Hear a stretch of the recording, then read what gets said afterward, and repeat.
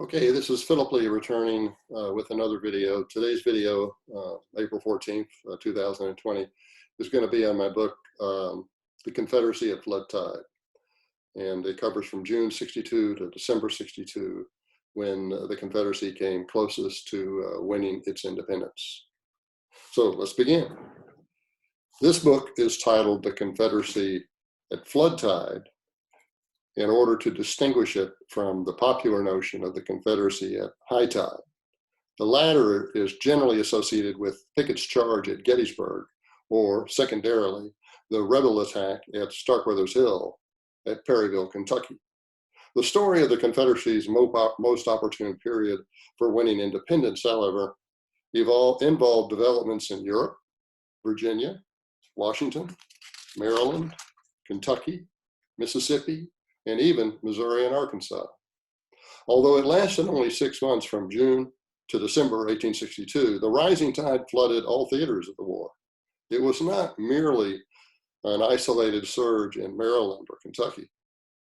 For example, at Prairie Grove, Arkansas in early December 1862, more Missourians fought to win their state for the South than fought to keep it in the Union.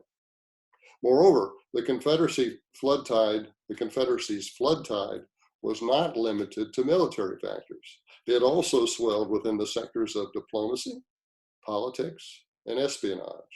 For instance, on July 4th, 1862, the Confederacy signed a secret contract with a leading British warship builder for 2 deep-water ironclads, superior to anything in the U.S. Navy and capable of crossing the Atlantic. The Confederacy never came closer to diplomatic recognition than in the autumn of 1862. After learning of the late August Union rout at Second Manassas in December, when he learned it in September, about the decisive Confederate victory in late August of 62. The Prime Minister of Britain learned about it a couple of weeks later in mid-September. But when he did, British Prime Minister Henry Temple, known as Lord Palmerston, urged intervention.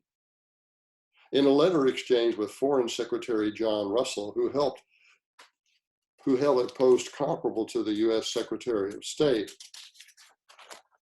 albeit somewhat more prestigious, Palmerston, the Prime Minister, wrote, "The Federals got a very complete smashing, and it seems not altogether unlikely that still greater disasters await them, and that even Washington or Baltimore may fall into the hands of the Confederates.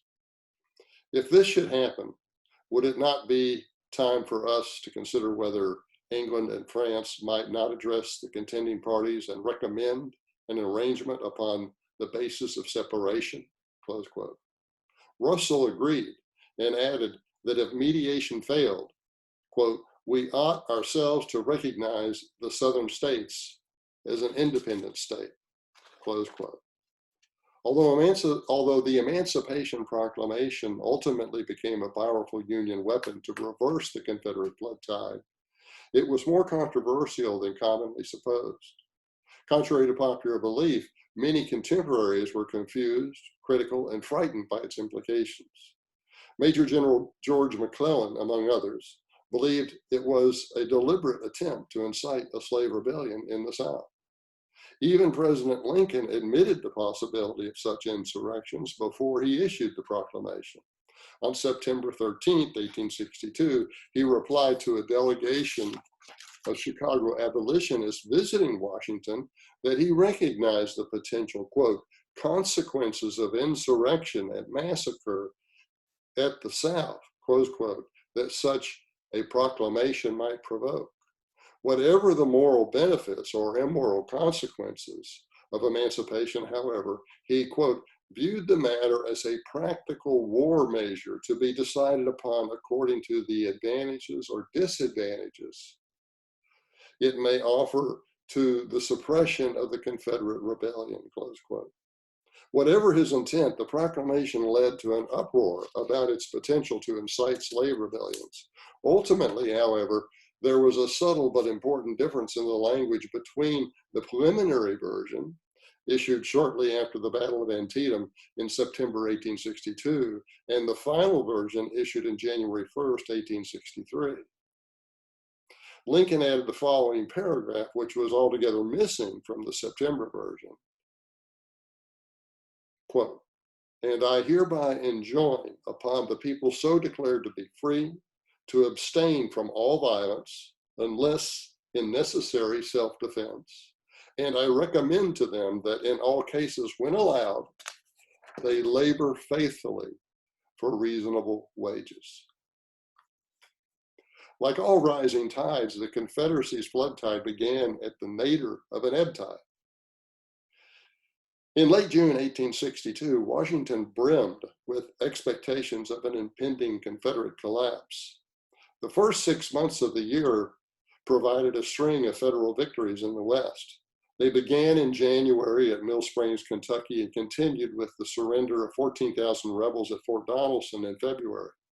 Further advanced with Confederate expulsion from Missouri in March after the Battle of Pea Ridge, and culminated with the repulse of the Supreme Confederate counteroffensive at Shiloh in April, which coincided with the surrender of the fortifications on Island Number 10 in the Mississippi River between Missouri and Tennessee. In May, the South's largest city, New Orleans, surrendered to a Union fleet that fought past the city's downstream fortifications. When Memphis was occupied in early June, only a single rebel outpost at Vicksburg prevented Union commerce from flowing down the Ohio, Mississippi, and Missouri rivers to export markets through New Orleans. By June, Union armies threatened outnumbered Confederates in Mississippi and eastern Tennessee. Chattanooga, the gateway to Atlanta, appeared likely to fall. There was almost no organized rebel force contesting the control of Missouri, which was the most important slave state entirely west of the Mississippi. Union prospects were also favorable in the east, where George McClellan commanded the largest army ever assembled in the Western Hemisphere. By late June, his troops were so close to the Confederate capital at Richmond that many set their watches by the city's church bells. Their confidence soared after they defeated a rebel attempt at the Battle of Seven Pines, to halt their advance on Richmond. Only in Europe did developments show signs of leaning toward the Confederacy, as the effects of a cotton shortage made textile interests and their sizable ecosystem anxious to end the war. In short, Union expectations of a Confederate collapse seemed justified. General Robert E. Lee admitted as much when he wrote Major General Thomas Stonewall Jackson, quote, "Unless McClellan can be driven out of his entrenchments, he will move by positions under cover of his heavy guns within shelling distance of Richmond," close quote. Thereafter, as the preceding map suggests, it would only be a matter of time before the Confederacy's capital city would need to be evacuated. McClellan's 110,000-man army was advancing on it from the southeast, while Major General Irvin McDowell's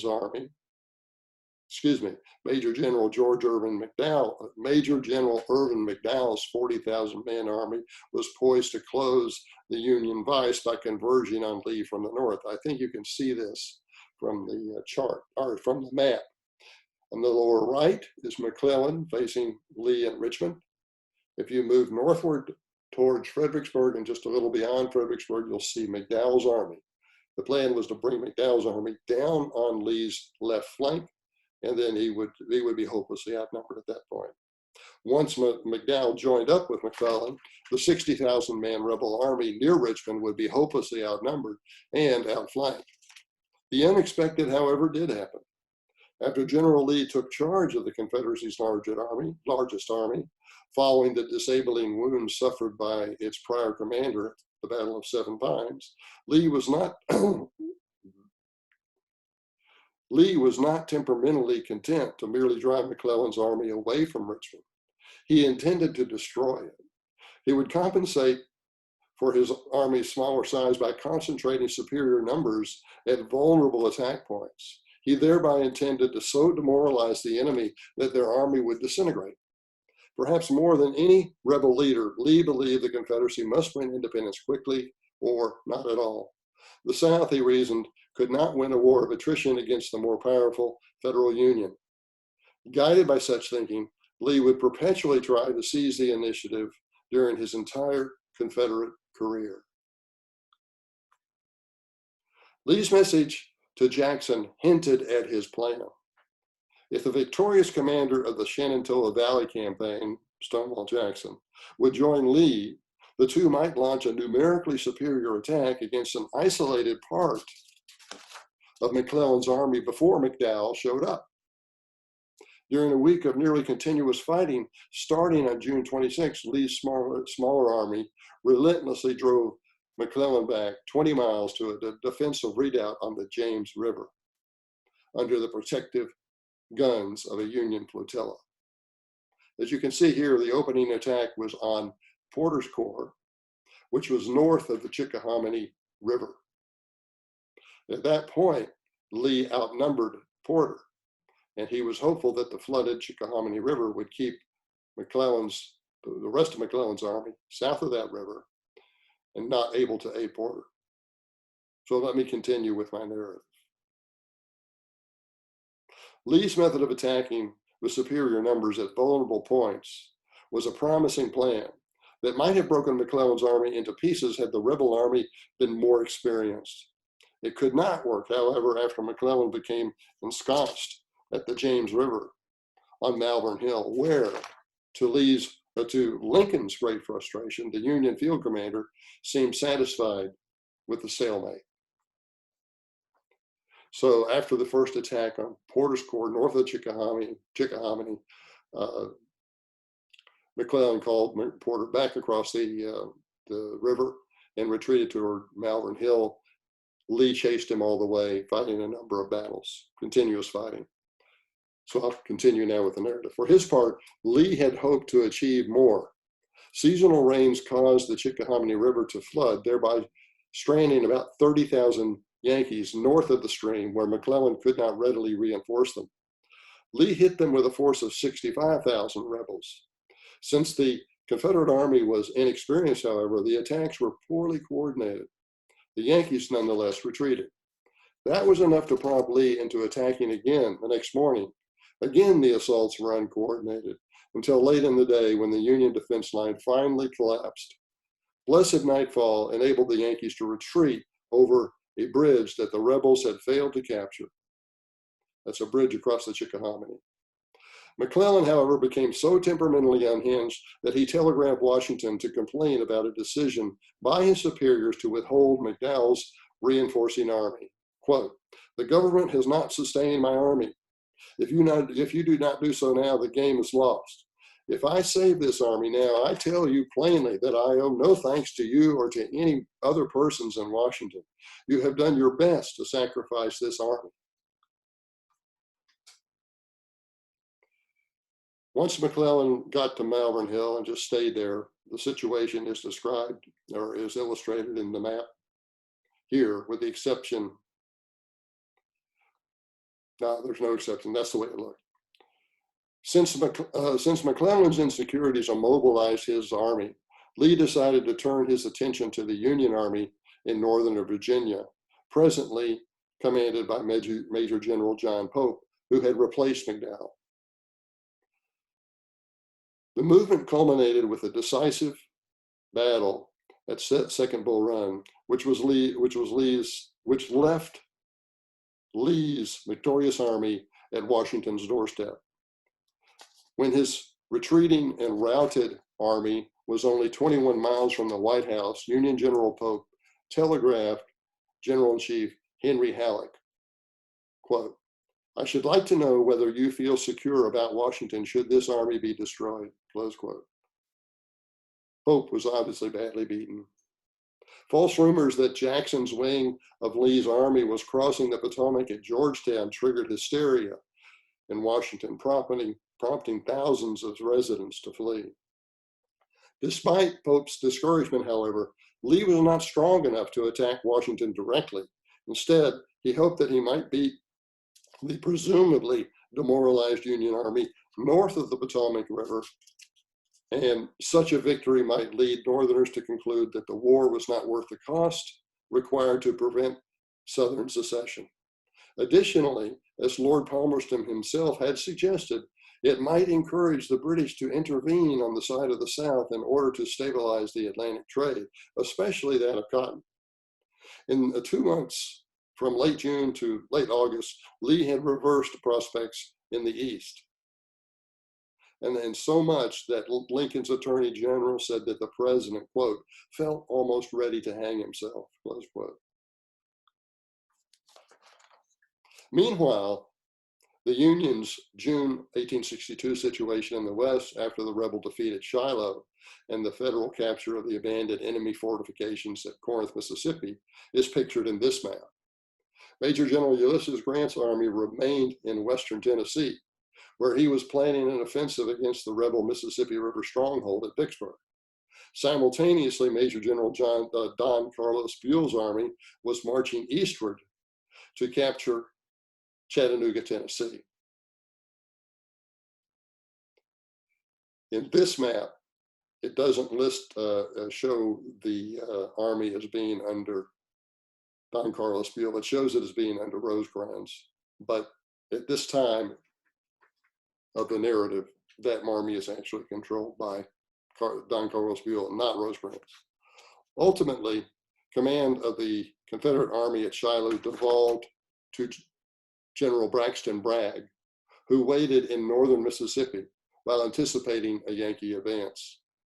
When it became clear that inadequate supply lines caused Buell's army to make only slow progress towards Chattanooga, Bragg took the initiative away from the Yankees by quickly moving his army to Chattanooga over roundabout railroads south of the battle lines. You can see the roundabout railroad route that he took to Chattanooga. He did have to have the horse-drawn elements cross across northern Alabama, but he did not have to take his whole army marching across northern Alabama. They used the railroad. Bragg did not merely intend to defend Chattanooga. Instead, he planned to coordinate an invasion of Kentucky with a smaller army under Major General Edmund Kirby Smith in Knoxville.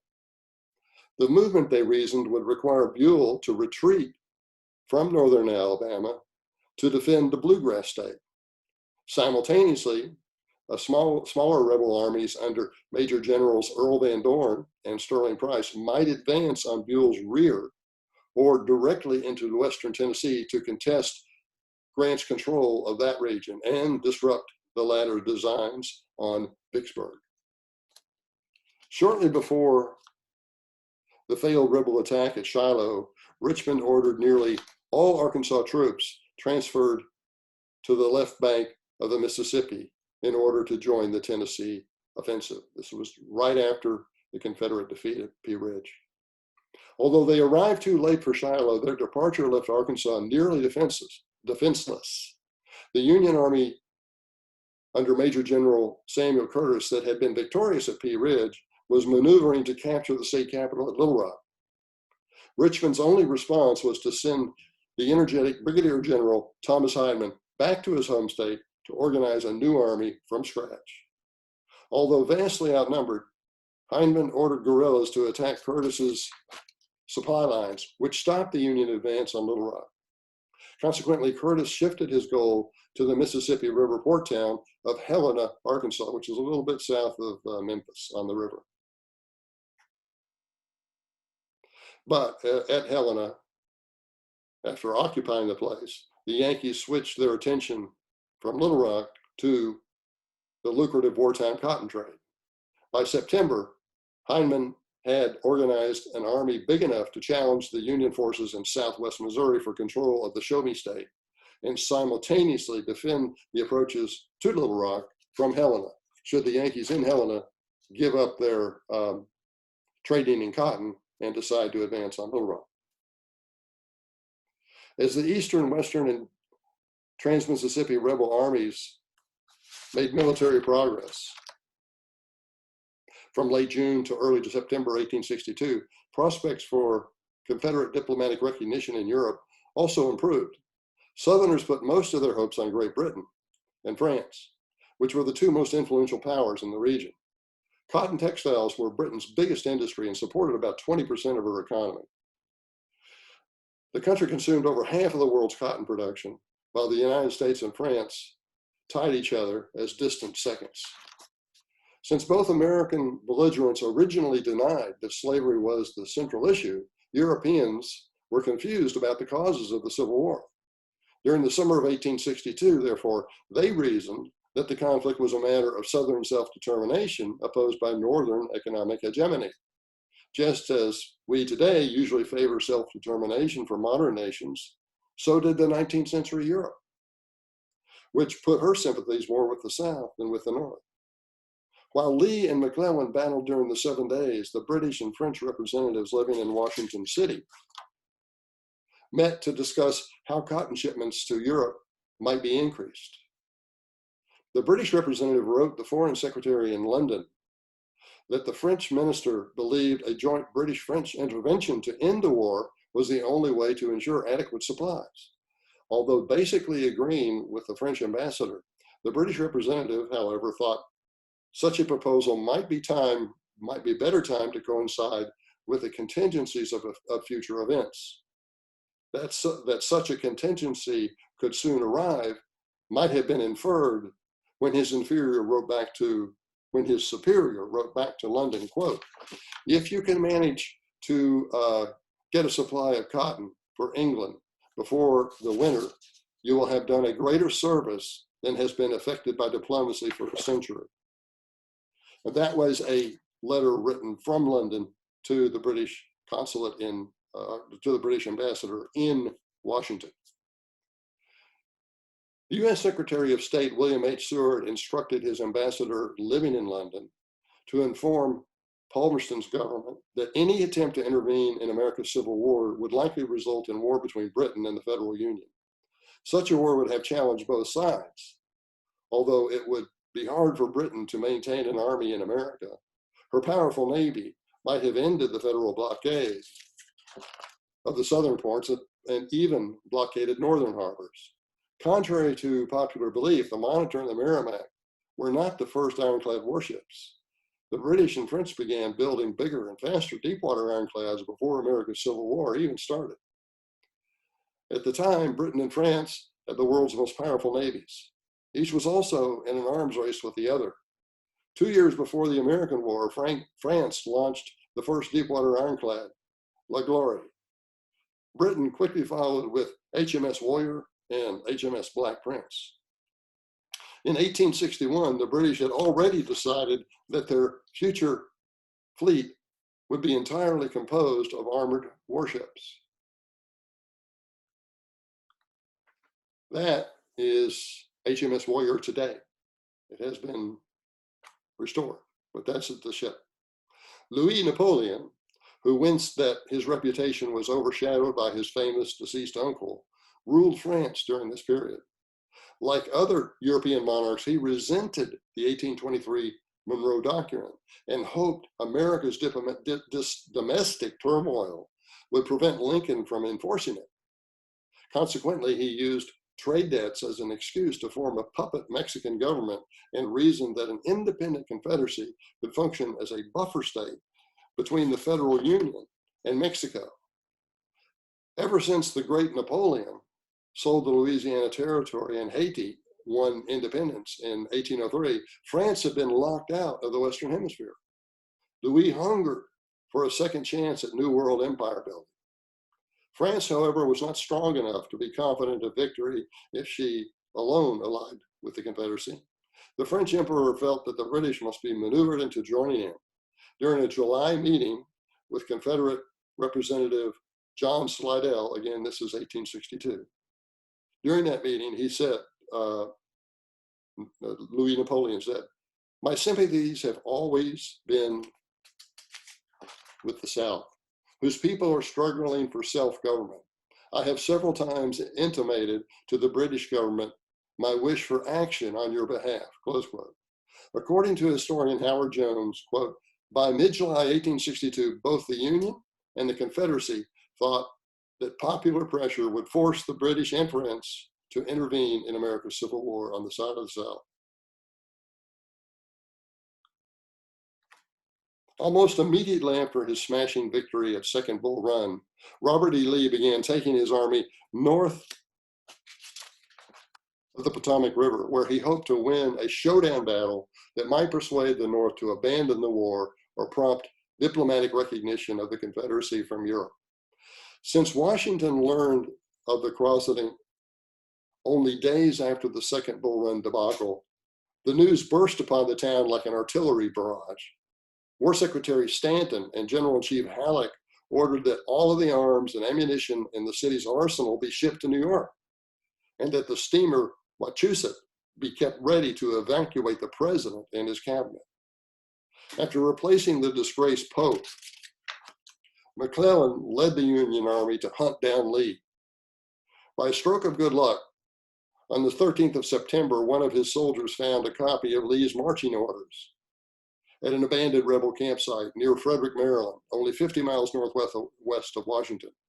The orders revealed that Lee's army was separated into 5 widely scattered components that could almost certainly be overwhelmed in sequence by McClellan's overwhelming numerical advantage of 85,000 to 45,000.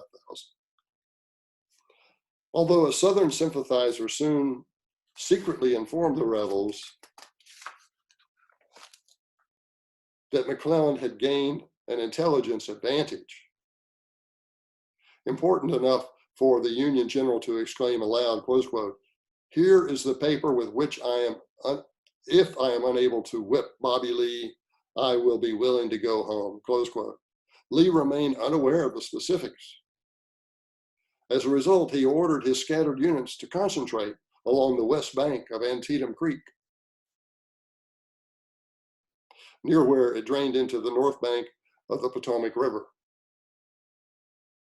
You can't see that very well here on this map, but if you find the town Sharpsburg, that's where Lee decided to concentrate his 5 widely scattered components. Although the Confederates held their ground by the narrowest of margins during the resultant battle, Lee was forced to retreat due to a shortage of supplies and his smaller numbers.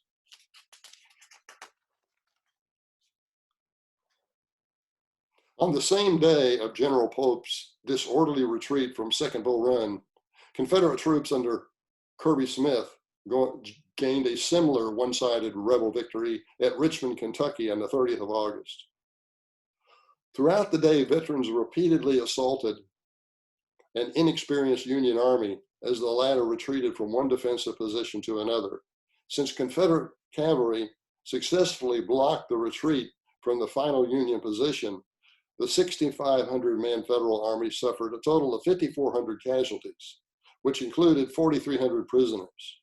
After the victory, Kirby Smith took his army into Lexington, Kentucky, where it was greeted enthusiastically and deployed to occupy the hometown of President Lincoln's wife. Bragg had a similar success early in the campaign in South Central Kentucky when he surrounded a force that surrendered a 4,000-man Yankee garrison at Munfordville on the 17th of September. Despite such successes, however, Smith did not coordinate his further movements with Bragg. Consequently, Union General Buell was able to retrace his army's footsteps from northern Alabama to Louisville, Kentucky, where he gained reinforcements and was positioned to block any rebel attempt to cross the Ohio River.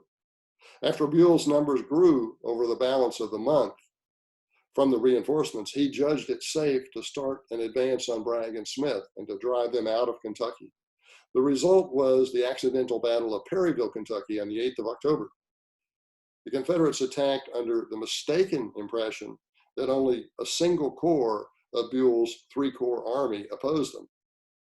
Partly because of an acoustic shadow at Buell's command center that left him ill-informed, nearly all of the Yankees engaged in fighting that day were limited to a single corps, even though 2 other corps were readily available and nearby.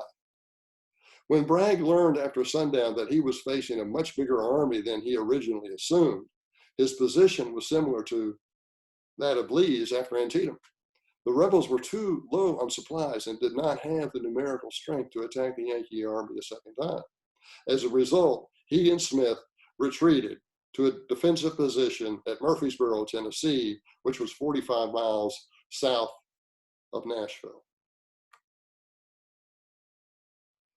Meanwhile, as Bragg and Kirby Smith were moving into Kentucky during September, Bragg urged that the remaining Confederates in Mississippi under Major Generals Earl Van Dorn and Sterling Price either one, attack Buell's rear as Buell attempted to follow Bragg, or two, advance on the Yankee armies in western Tennessee where Grant was in control. Bragg's suggestion culminated in the Battle of Corinth, Mississippi on the 3rd and 4th of October. Although Van Dorn was in charge, Price's men held the initiative with attacks that repeatedly came tantalizingly close to success until the soldiers were depleted to exhaustion. As a result, the third flood tide offensive was repulsed. The first was Lee's in Maryland, then Smith and Bragg in Kentucky, and now Van Dorn and Price in northern Mississippi. Van Dorn's army barely escaped the twin jaws of Yankee units brought forward from West Tennessee to block his retreat and the pursuing victorious Federals from Corinth. The jaws of the Union vice would be the victorious Federals from Corinth on one side, and then units from Grant's army on the other, trapping Van Dorn and Price in the middle. But it was a good trap, but it didn't work.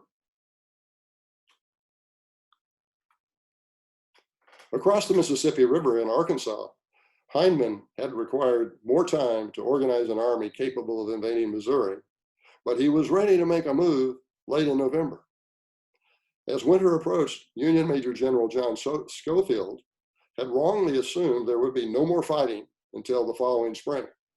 Accordingly, he allowed his two divisions under subordinate generals James Blunt and Francis Herron to bivouac in campsites that were 100 miles apart. You can see them here on this map. One south here on the Boston Mountains and Herron up north in Missouri across the state line. So they were 100 miles apart.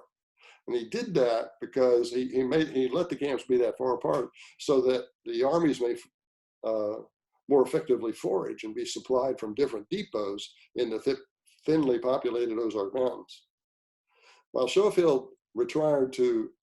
Meanwhile, Schofield retired to St. Louis to convalesce from an illness. The distant separation between Herron and Blunt enticed Hindman to attack Blunt, who was the closer of the two. The result was the Battle of Prairie Grove on the 7th of December. Since Hindman had to march over more rugged terrain, his army was not in place until Herron's units had been summoned by Blunt, had nearly arrived.